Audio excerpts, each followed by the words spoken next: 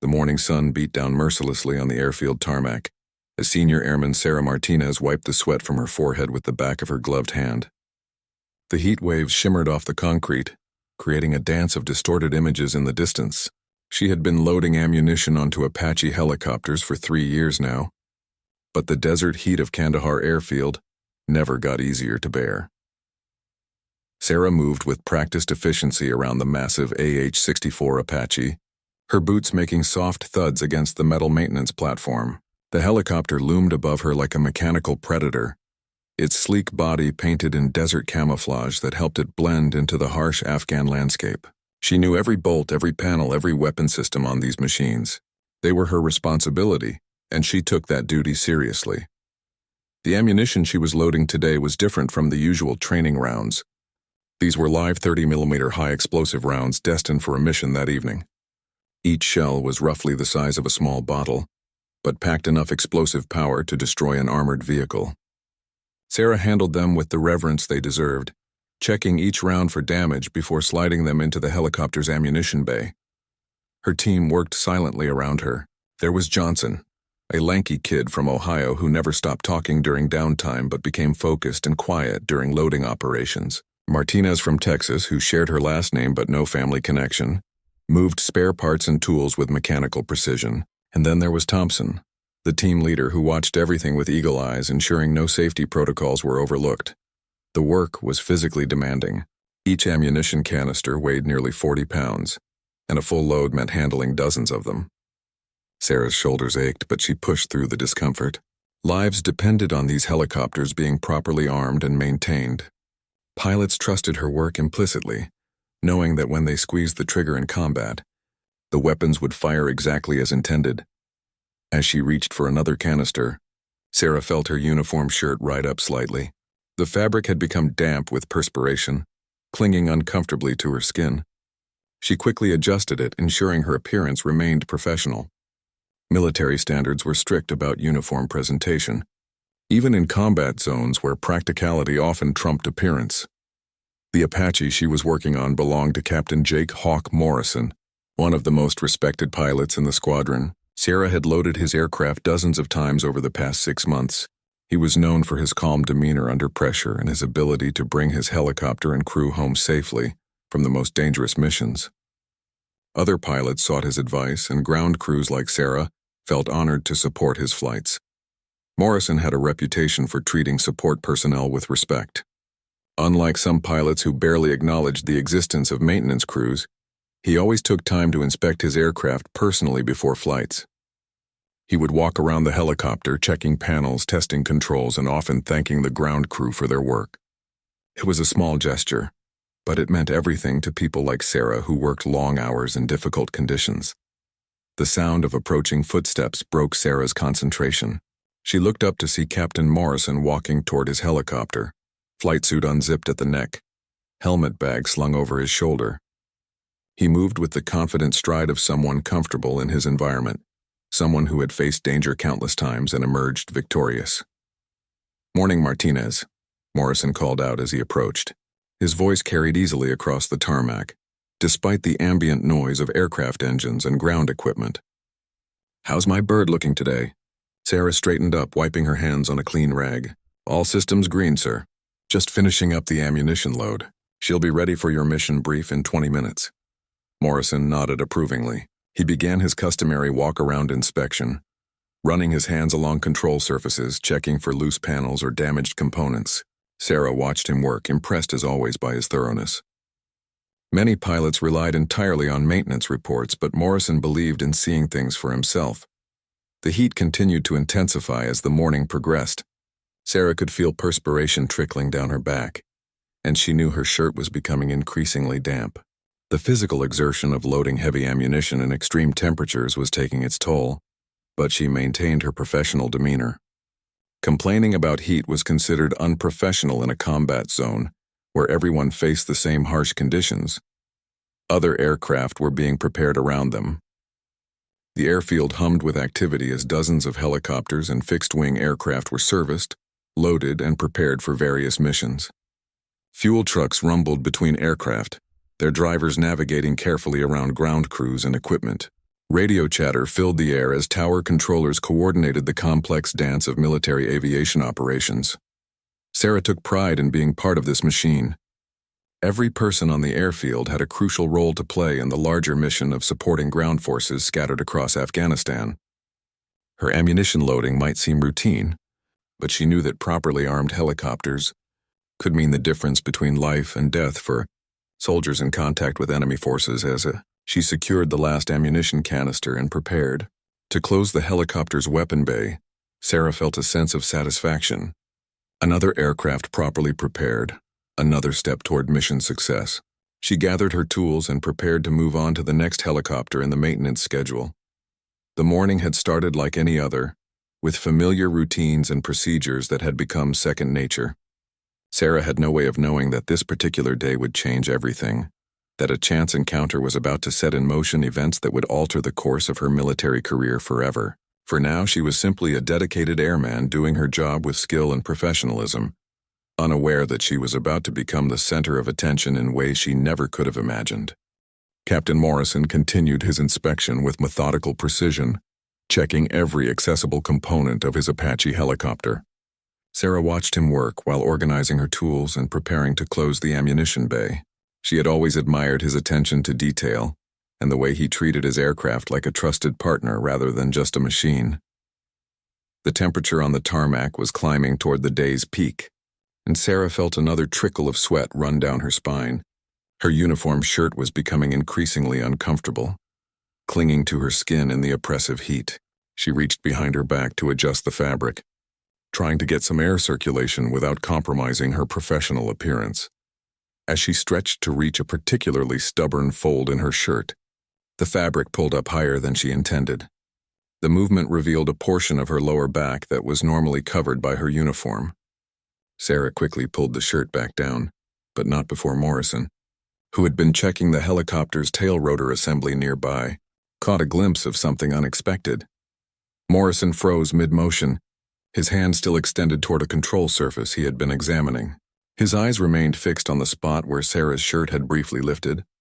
What he had seen was not just the pale skin of her lower back, but something else entirely. A tattoo. But not just any tattoo. This was something that made his blood run cold. The image was small but unmistakable. Etched in black ink just above her belt line was a symbol that Morrison recognized immediately from classified briefings. It was a stylized representation that appeared in intelligence reports marked with the highest security classifications. The symbol was associated with a covert operation that officially didn't exist, involving deep cover agents placed in positions throughout the military structure. Morrison's mind raced as he tried to process what he had seen. The symbol was supposed to be known only to a select few within the intelligence community. It served as a recognition mark for operatives working on missions so classified that their existence was denied by the highest levels of government. Morrison had seen the symbol only twice before, both times in briefings that required special clearance even for someone of his rank and position. The captain forced himself to continue his inspection, moving around the helicopter with studied casualness while his thoughts churned. Sarah Martinez, if that was even her real name, was not just an ammunition technician. She was something else entirely. Someone operating under a cover so deep that it fooled everyone around her, including him. The implications were staggering. Sarah, unaware of Morrison's discovery, finished securing the ammunition bay and began gathering her equipment. She moved with the same efficient professionalism she always displayed, giving no indication that she was anything other than what she appeared to be. Her cover was flawless, her performance as a dedicated airman beyond reproach. Morrison completed his inspection and approached the front of the helicopter, where Sarah was performing final checks on the weapon systems. He studied her face, looking for any sign that might have revealed her true nature. There was nothing. Her expression remained focused and professional, her demeanor that of a conscientious technician proud of her work. "Everything looks good, Martinez," Morrison said, his voice carefully controlled despite the turmoil in his mind. "I appreciate the thorough job as always." Sarah smiled and nodded. "Thank you, sir. She's ready for whatever you need to throw at her." Her response was genuine, carrying the satisfaction of a job well done. There was no hint of deception, no suggestion that she was anything other than what she claimed to be. But Morrison now knew better. The tattoo changed everything. It meant that Sarah Martinez was likely one of the most dangerous people on the entire airfield, trained in ways that went far beyond loading ammunition and maintaining helicopters. Intelligence operatives with that particular marking were typically fluent in multiple languages, expert marksmen skilled in hand-to-hand combat, and capable of eliminating targets with methods that would leave no trace. As Morrison watched Sarah pack up her tools and prepare to move on to the next aircraft, he wondered what her real mission was. Was she gathering intelligence on flight operations, monitoring personnel for security breaches, or was she there for something more sinister, perhaps waiting for the right moment to strike at a high-value target? The possibilities were endless and terrifying. Someone with Sarah's apparent skills and access could cause tremendous damage to base operations if they chose to. She had unrestricted access to aircraft, ammunition, and fuel systems. She could sabotage helicopters in ways that would cause catastrophic failures during flight. She could gather intelligence on mission planning, pilot schedules, and operational procedures. Morrison realized he was in an impossible position. Protocol dictated that he should immediately report his discovery to base security and intelligence personnel. But doing so would blow Sarah's cover and potentially compromise whatever legitimate operation she might be part of. Intelligence agencies were notorious for compartmentalizing information, and it was entirely possible that her presence on the base was authorized at levels far above Morrison's clearance. On the other hand, if Sarah represented a genuine threat to base security, every moment he delayed reporting his discovery could prove catastrophic. The weight of responsibility pressed down on him like the oppressive desert heat. Whatever decision he made could have far-reaching consequences that he might not fully understand until it was too late. Sarah finished packing her equipment and slung her tool bag over her shoulder. She gave Morrison a casual wave as she headed toward the next helicopter in the maintenance lineup. Her stride was confident and purposeful, that of someone completely comfortable in her environment. She had no idea that her carefully constructed cover had just been compromised by a momentary lapse in uniform discipline. Morrison watched her walk away, his mind still reeling from the implications of what he had discovered. The morning routine that had started so normally had suddenly become the most significant event of his military career.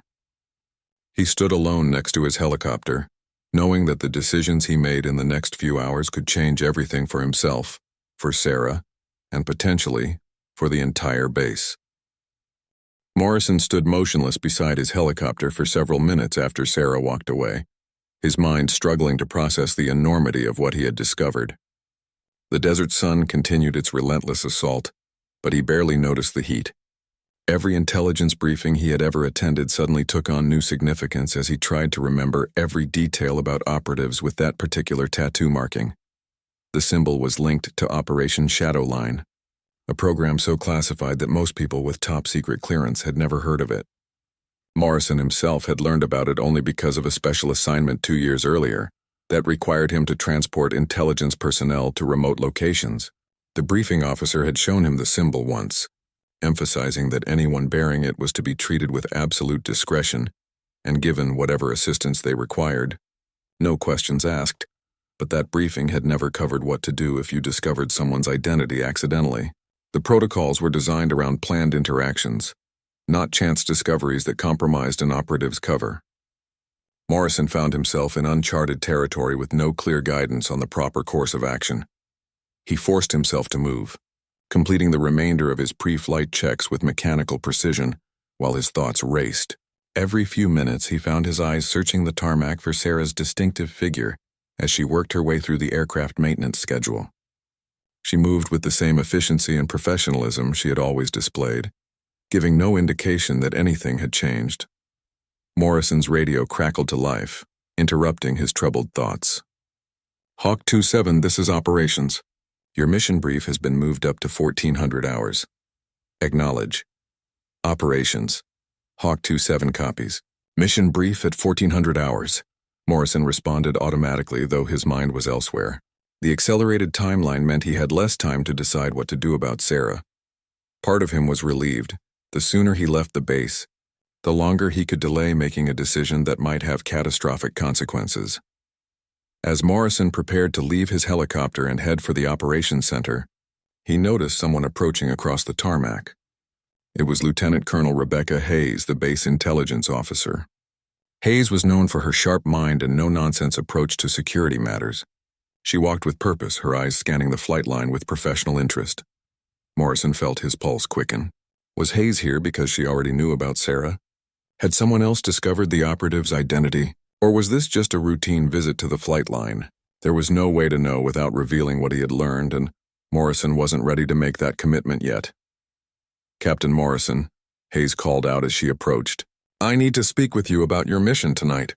There have been some changes to the intelligence parameters." Morrison nodded, trying to keep his expression neutral. "Of course, ma'am. What can I tell you?" Hayes glanced around the immediate area, ensuring they were not being overheard. "Walk with me," she said, leading him away from the helicopter toward a quieter section of the flight line. "We've received information suggesting that there may be a security breach somewhere in the base operations structure. Nothing confirmed, but enough to warrant increased vigilance."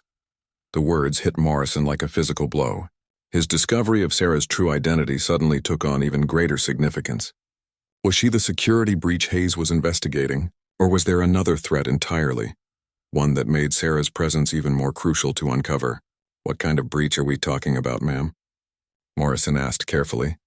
Hayes paused before answering, clearly weighing how much she could reveal. "Someone has been accessing classified flight schedules and mission parameters without authorization. The intrusions are sophisticated. Whoever is doing this knows how to cover their tracks. We're looking at anyone with access to operational systems." Morrison's heart sank. Sarah's position as an ammunition technician gave her access to aircraft and, by extension, to some operational information. If someone was looking for a security breach, she would inevitably come under scrutiny. The irony was devastating. Investigating her as a potential security risk could expose her legitimate covert operation. "Have you identified any suspects?" Morrison asked, dreading the answer. "We're reviewing personnel records for anyone with the technical skills and access necessary to pull off these intrusions," Hayes replied. "It's a short list, but we're being thorough. I'm briefing all squadron commanders to be alert for anything unusual." Morrison nodded, fighting to keep his expression composed. The situation was becoming more complicated by the moment. He needed time to think, to figure out the best way to handle what he knew without compromising Sarah or whatever mission she was really performing. Meanwhile, across the flight line, Sarah continued her work routine, completely unaware that her world was about to change dramatically. She had moved on to an older Apache helicopter that required more careful attention. Due to worn components and temperamental systems, the work demanded her full concentration, leaving no mental space for concerns about operational security or blown covers. Her team worked around her with their usual efficiency. Johnson chattered about a letter from his girlfriend back in Ohio, while Thompson directed the movement of heavy equipment. The familiar banter provided a comfortable backdrop to the demanding physical labor of ammunition loading and system maintenance. Sarah had been living this cover for 8 months now, and it had become as natural as breathing. The physical demands of the job kept her in excellent condition, while the technical aspects challenged her mind in ways that her previous assignments had not. She had genuine respect for the people she worked with and took pride in doing her job well. But underneath her professional exterior, Sarah remained constantly alert for threats to her mission. She had noticed Lieutenant Colonel Hayes walking across the flight line earlier, and made a mental note to research the intelligence officer's background and current activities. In her line of work, paranoia was a survival skill, and any deviation from normal routine warranted attention. As Morrison walked back toward the operations center with Hayes, he made his decision. He would wait until after his mission that evening before taking any action. The delay would give him time to research Sarah's background more thoroughly, and perhaps gather additional information that would help him understand her true purpose on the base. It was a risk, but it seemed like the most prudent course given the complexity of the situation. Neither Morrison nor Sarah realized that their brief encounter that morning had set in motion a chain of events that would soon draw the attention of intelligence agencies, military investigators, and covert operatives from multiple organizations. The simple act of loading ammunition had become the catalyst for something much larger and more dangerous than either of them could have imagined. The mission briefing room was cooler than the flight line, but Morrison barely noticed the relief from the oppressive heat. His mind remained focused on the morning's discovery as he took his seat among the other pilots, scheduled for evening operations. Lieutenant Colonel Hayes stood at the front of the room beside a large digital display showing satellite imagery of their target area. "Gentlemen, tonight's mission has been classified as Priority Alpha," Hayes began, her voice carrying the weight of serious consequences. "We have intelligence indicating a high-value target will be present at these coordinates between 2100 and 2300 hours." Morrison tried to concentrate on the briefing, but his thoughts kept drifting back to Sarah and the symbol he had seen. The timing seemed too coincidental, a major operation coinciding with the discovery of a covert operative on the base. Was Sarah's presence somehow connected to tonight's mission? The questions multiplied faster than he could process them. Hayes continued with tactical details, weather conditions, and extraction procedures. Morrison forced himself to take notes, knowing that his crew's survival depended on understanding every aspect of the operation. But a part of his mind remained occupied with the impossible decision he faced regarding Sarah's identity. After the briefing concluded, Morrison lingered in the operations center, hoping to gather more information that might clarify the situation. He accessed his computer terminal and began researching personnel records, looking for any connection between Sarah Martinez and current intelligence operations. The search yielded nothing unusual.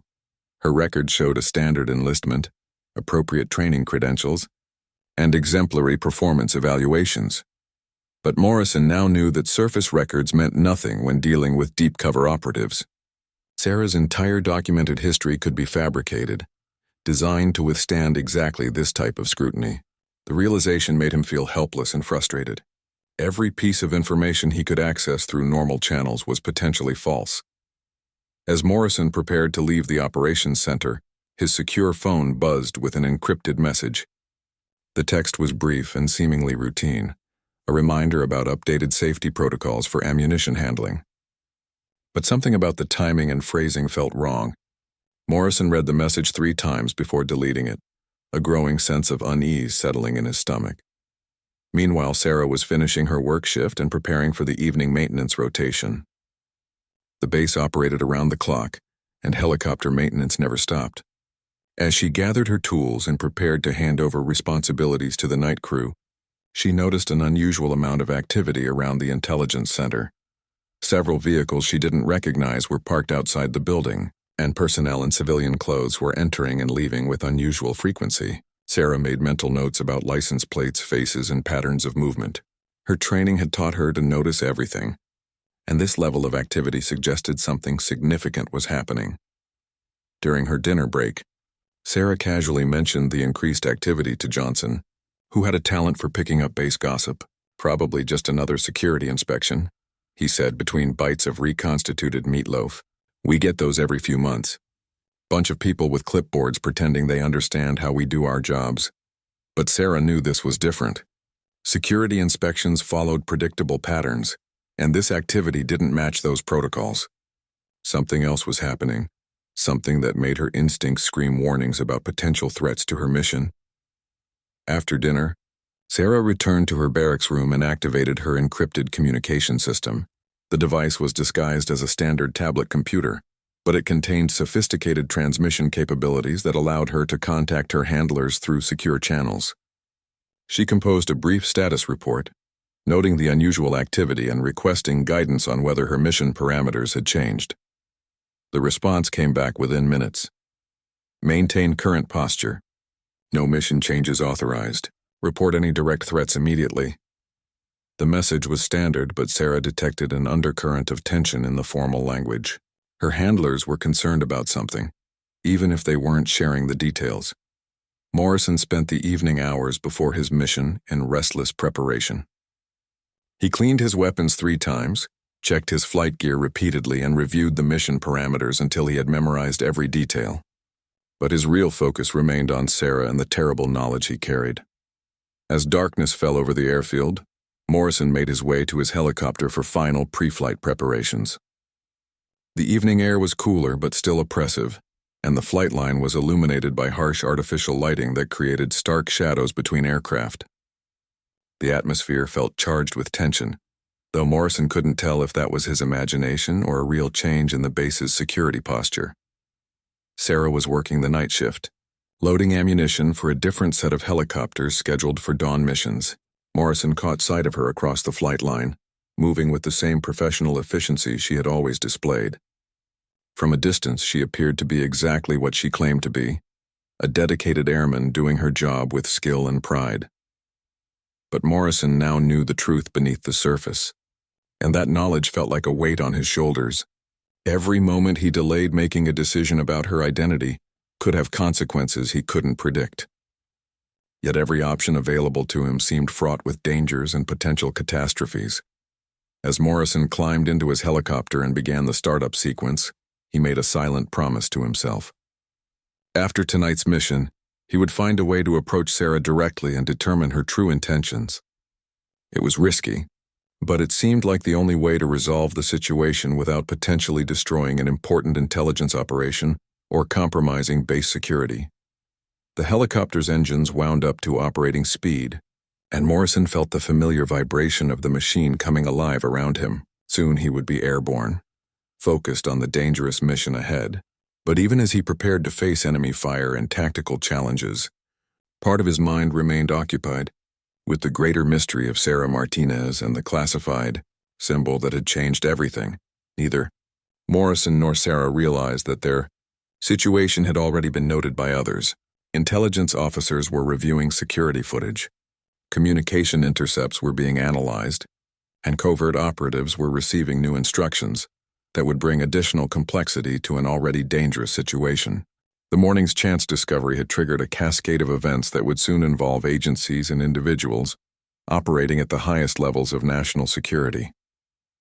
Morrison's Apache lifted off into the star-filled Afghan night, the helicopter's rotors cutting through air that still held the day's accumulated heat.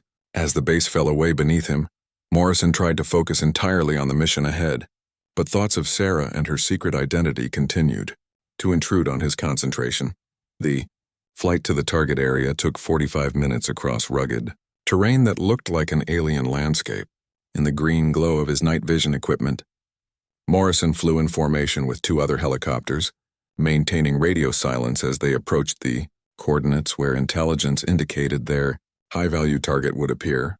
But even as Morrison executed the complex maneuvers required for the night operation, part of his mind remained occupied with the morning's discovery. The symbol on Sarah's back represented connections to intelligence operations that reached far beyond anything he had experience with. The weight of that knowledge pressed on him like physical pressure, making concentration difficult. The mission itself proceeded with mechanical precision. The target appeared exactly where intelligence had predicted, and Morrison's aircraft provided overwatch while ground forces moved in for the capture. Radio chatter filled his headset as the operation unfolded, but Morrison found himself thinking about Sarah's access to mission schedules and wondering if her presence on the base was somehow connected to the successful prediction of tonight's target location. Meanwhile, back at Kandahar Airfield, Sarah was experiencing her own complications. During a routine ammunition transfer, she had noticed Lieutenant Colonel Hayes observing her work from a distance. The intelligence officer wasn't being particularly subtle about her surveillance, which suggested either extreme urgency or deliberate intimidation tactics. Sarah continued her work with practiced professionalism, but her mind raced through possible explanations for Hayes' attention. Had someone discovered her true identity? Was she suspected of being the security breach that Hayes had mentioned to other personnel? Or was this routine surveillance that she was overthinking due to operational paranoia? As the night progressed, Sarah became increasingly aware that she was being watched by multiple observers. Security personnel who normally paid no attention to ammunition technicians were suddenly very interested in her activities. Their attention was professional but persistent, and Sarah recognized the pattern of organized surveillance. Her secure communication device remained silent, providing no guidance from her handlers about how to respond to the increased scrutiny. Standard protocols called for maintaining her cover unless directly confronted, but the situation was evolving in ways that her training hadn't specifically addressed. Morrison's mission concluded successfully in the early morning hours, and he found himself flying back toward the base as dawn broke over the Afghan landscape. The return flight gave him time to think more clearly about his situation, and he began formulating a plan for approaching Sarah without exposing either of them to unnecessary risk. But as his helicopter approached Kandahar airfield for landing, Morrison's radio crackled with an unusual message. Hawk 27, divert to landing zone Bravo for post-mission debrief. Do not proceed to standard flight line operations. The instruction was unexpected and concerning. Landing zone Bravo was used for special operations and intelligence debriefs that required enhanced security. Morrison had never been directed there for a routine mission debrief, and the change suggested that something significant had happened while he was airborne. As Morrison set his helicopter down at the isolated landing zone, he saw several vehicles waiting with personnel he didn't recognize: intelligence officers, security specialists, and at least one individual in civilian clothes who radiated the quiet authority of someone from a three-letter agency. The sight sent cold dread through Morrison's stomach. Had someone discovered his knowledge of Sarah's identity? Was this elaborate reception connected to the security breach investigation that Hayes had mentioned? Morrison shut down his helicopter's systems and prepared to face whatever questions awaited him, knowing that his answers could determine not only his own fate but potentially Sarah's as well. At the same time, across the base at the main flight line, Sarah was being approached by a team of security personnel led by Lieutenant Colonel Hayes. The group moved with practiced coordination, positioning themselves to cut off any potential escape routes while maintaining the appearance of a routine inspection. Senior Airman Martinez, Hayes called out as she approached. I need you to come with us for some additional security questions related to your work with classified systems. Sarah maintained her composure, but her mind immediately shifted into tactical assessment mode. The number of personnel involved suggested this was more than routine questioning. The positioning of security officers indicated they were prepared for resistance. Most tellingly, Hayes's language was carefully chosen to avoid specifying the exact nature of the inquiry. Of course, ma'am, Sarah replied with appropriate military bearing. Should I secure my current work area first? That won't be necessary, Hayes said. Other personnel will handle your current duties. As Sarah was escorted away from the flight line, she caught sight of Morrison's helicopter landing at the distant special operations area. The timing seemed too coincidental to be chance, and Sarah realized that whatever was happening to her was likely connected to the pilot who had been working around her aircraft that morning. The pieces began falling into place in Sarah's mind. Morrison must have seen something that compromised her cover. Perhaps the tattoo had been visible during her work, or maybe he had noticed some inconsistency in her behavior or knowledge. Either way, her carefully maintained identity was now in jeopardy. Both Morrison and Sarah found themselves being led into separate secure facilities, where teams of investigators waited with questions that would determine their futures. Neither knew what the other was experiencing, but both understood that the simple morning routine of loading ammunition had triggered a cascade of events that was now spiraling beyond their control. The morning sun climbed higher over Kandahar airfield, beginning another day of oppressive heat and complex military operations. But for Morrison and Sarah, the familiar routines of military life had been replaced by the uncertain dynamics of intelligence investigations and operational security reviews. The truth about Sarah's identity was finally emerging from the shadows, but the consequences of that revelation remained frighteningly unclear for everyone involved. The interrogation room was stark white with no windows, lit by harsh fluorescent lights that created an atmosphere of clinical detachment. Morrison sat across from three investigators: Lieutenant Colonel Hayes, a man in civilian clothes who had introduced himself only as Agent Collins, and a woman whose credentials identified her as being from the Defense Intelligence Agency. Captain Morrison, Hayes began, her voice carrying a weight that suggested the gravity of the situation. We need to discuss your observations during routine flight line operations yesterday morning. Morrison's heart rate increased, but he maintained his military bearing. I'm happy to cooperate with any investigation, ma'am. What specific observations are you interested in? Agent Collins leaned forward slightly, his eyes never leaving Morrison's face. We have reason to believe you may have observed something that relates to ongoing security concerns. Before we proceed, I need to emphasize that everything discussed in this room is classified at the highest levels. The formal warning sent chills through Morrison's body. Whatever was happening had escalated far beyond base-level security concerns.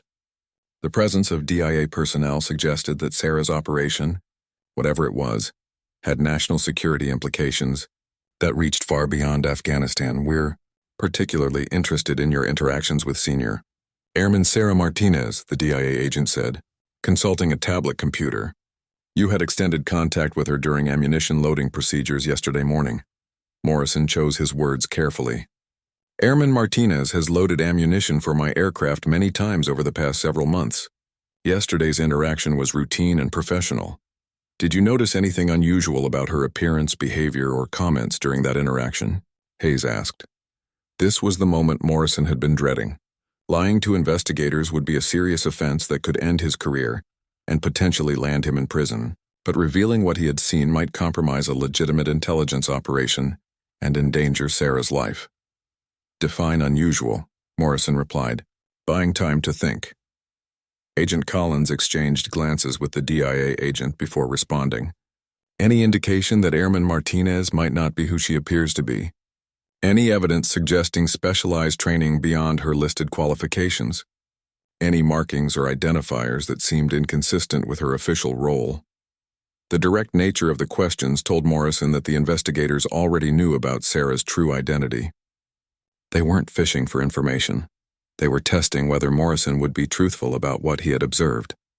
The realization changed his entire approach to the situation. I saw a tattoo on her lower back when her uniform shirt shifted during work, Morrison said carefully. It was a symbol I didn't recognize, but it seemed professionally done and appeared to have some kind of significance. The three investigators exchanged meaningful looks. Agent Collins made notes on his tablet while Hayes leaned back in her chair, her expression unreadable. Can you describe this symbol in detail? The DIA agent asked. Morrison provided a precise description of the marking he had seen, watching the investigators' faces for reactions. Their expressions remained carefully neutral, but he could sense the significance his words carried. Captain Morrison, Agent Collins said after a long pause, what I'm about to tell you is classified above your current clearance level, but circumstances require your immediate read-in. Airman Martinez is not who she appears to be. The confirmation of what Morrison had suspected still hit him like a physical blow. Having his theories validated made the situation feel suddenly more real and more dangerous. She is a deep cover operative working for a joint intelligence task force, Agent Collins continued. Her mission here has been to identify and neutralize a security breach that has compromised multiple classified operations across this theater. Morrison felt the room spinning around him as the implications became clear. Sarah wasn't just any intelligence operative. She was hunting for the very security breach that Hayes had mentioned during their conversation on the flight line. Meanwhile, in another secure facility across the base, Sarah was facing her own interrogation. The room was identical to Morrison's, and the questions being posed by her investigators were leading in a direction that made her increasingly concerned about her mission's integrity. Senior Airman Martinez began, a man who had identified himself as Major General Peterson. We need to discuss some irregularities that have come to our attention regarding your background and activities. Sarah maintained her cover identity, responding to questions about her training, deployment history, and current duties with the carefully crafted answers that had been drilled into her during mission preparation, but she could sense that her interrogators were building toward something specific. We've discovered some discrepancies in your personnel file, Peterson continued. Training records that don't quite match your demonstrated capabilities. Performance evaluations that seem inconsistent with your actual skill level. The investigation was moving faster than Sarah had anticipated. Someone had conducted a thorough analysis of her cover story and found the small inconsistencies that were inevitable in any deep cover operation. The question was whether they suspected her of being a security threat or whether they had discovered her true mission. I'm not sure what discrepancies you're referring to. Sir? Sarah replied, maintaining her role as a confused and slightly intimidated airman. I've always tried to perform my duties to the best of my abilities. A woman in civilian clothes who had been silent until now spoke for the first time. Ms. Martinez, or whatever your real name is, we know you're not who you claim to be. The question is whether you're working for us or against us. The direct challenge forced Sarah to make a critical decision. Her cover had been blown, but she didn't yet know the full extent of what her interrogators understood about her mission. Revealing her true identity could protect her from prosecution, but might also compromise the operation she had been sent to complete. I need to speak with someone who has clearance for Operation Shadowline, Sarah said quietly. abandoning her cover for the first time in 8 months. The reaction in the room was immediate and dramatic. Peterson and the civilian agent exchanged rapid glances, while a third investigator quickly left the room, presumably to contact higher authorities. Sarah's mention of the operation's codename had confirmed their suspicions while also revealing that she was operating at classification levels above their own access. Both interrogations had reached critical junctures simultaneously, with Morrison's accidental discovery leading to revelations that would reshape the entire security investigation. The morning's chance encounter between a pilot and an ammunition technician had exposed a complex web of intelligence operations, security breaches, and covert missions that reached far beyond anything either of them had imagined. As higher-level officials were contacted and additional personnel with appropriate clearances were summoned to both facilities, Morrison and Sarah remained in separate rooms, each wondering about the fate of the other and the ultimate consequences of their brief intersection on a routine morning at Kandahar Airfield.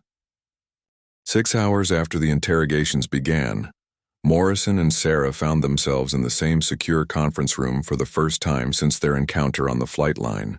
The atmosphere was tense but no longer adversarial.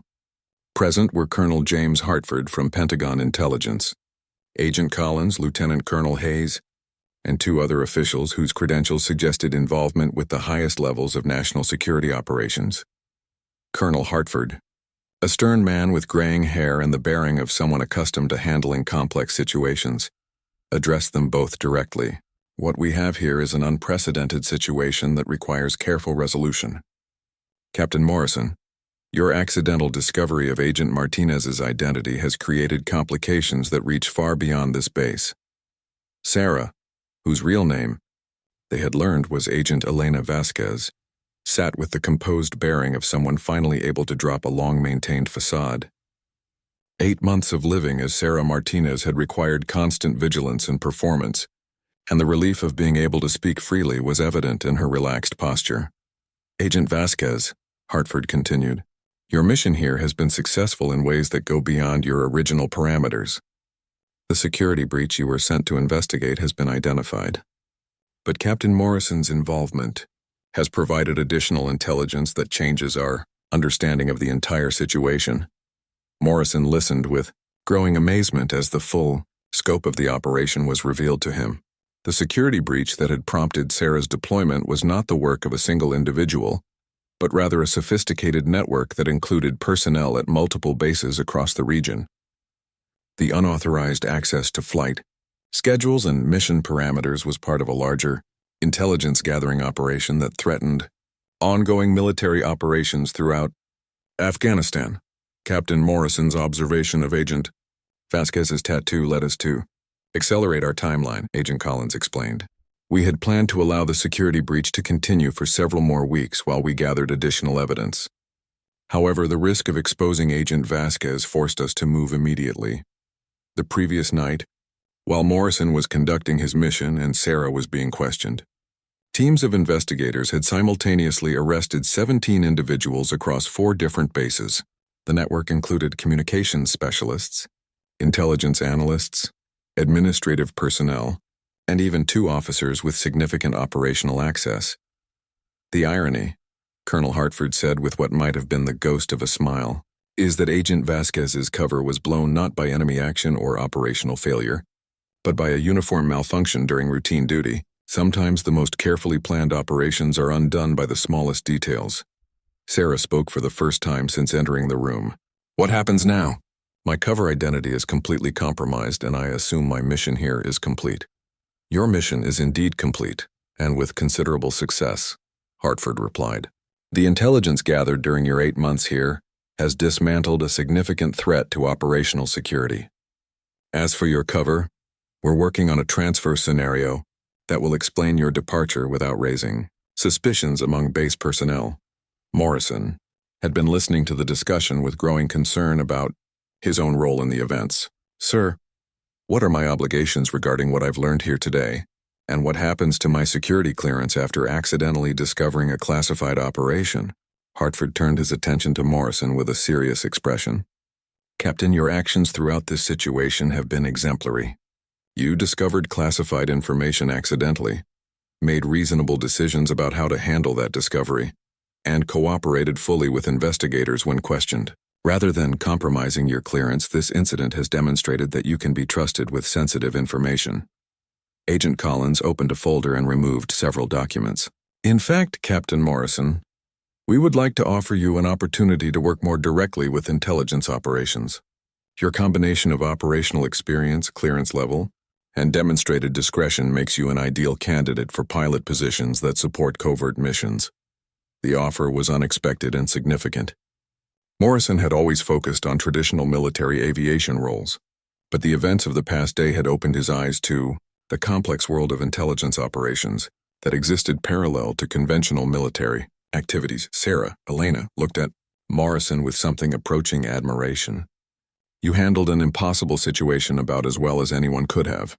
Most people would have either ignored what they saw or immediately reported it without considering the consequences. I almost made several different decisions that could have gone badly, Morrison admitted. I spent most of yesterday trying to figure out what the right thing to do was. Colonel Hartford gathered his materials and prepared to conclude the meeting. The right thing, Captain Morrison, is exactly what you did. You observed, you thought carefully about implications, and you acted with appropriate caution. Those are precisely the qualities we look for in personnel who work with classified operations. As the meeting concluded, Morrison and Elena found themselves walking together toward the base transportation that would take them back to their respective duties for the final time. The morning heat was already building toward another oppressive day, but the flight line looked different to Morrison, now that he understood more about the complex operations that occurred beneath the surface of routine military activities. So what really happens next for you? Morrison asked as they waited for their ride. Elena smiled, the first completely genuine smile he had seen from her during their months of casual interaction. I'll be debriefed for a few weeks, then probably assigned to another deep cover operation somewhere else. This kind of work becomes a way of life after a while. Don't you ever want to just be yourself for an extended period? That's a complicated question when you've spent years living as other people, Elena replied thoughtfully. Sometimes I'm not sure which version is really me anymore. Morrison understood that feeling more than he had expected. The past day had changed his perspective on his own identity and role in ways that would take time to fully process. 3 weeks later, Morrison received orders for reassignment to a special operations aviation unit that conducted missions requiring top-secret clearances and operational flexibility. His new role would involve supporting intelligence operations similar to the one that had brought Elena Vasquez to Kandahar Airfield. Elena had already departed for her next assignment. Her cover, as Sarah Martinez officially explained, as a compassionate reassignment following a family emergency. None of the personnel who had worked with her suspected that the dedicated ammunition technician had been anything other than what she appeared to be. The morning that had started with routine ammunition loading had ultimately changed both of their lives in ways neither could have predicted. Morrison often thought about the chain of events that had begun with a simple uniform adjustment and led to revelations that reshaped his understanding of military service and national security. Sometimes, the most significant moments in a person's life begin with the most ordinary circumstances, and sometimes a brief glimpse of a classified tattoo can open doors to worlds that exist in the shadows of everyday military operations.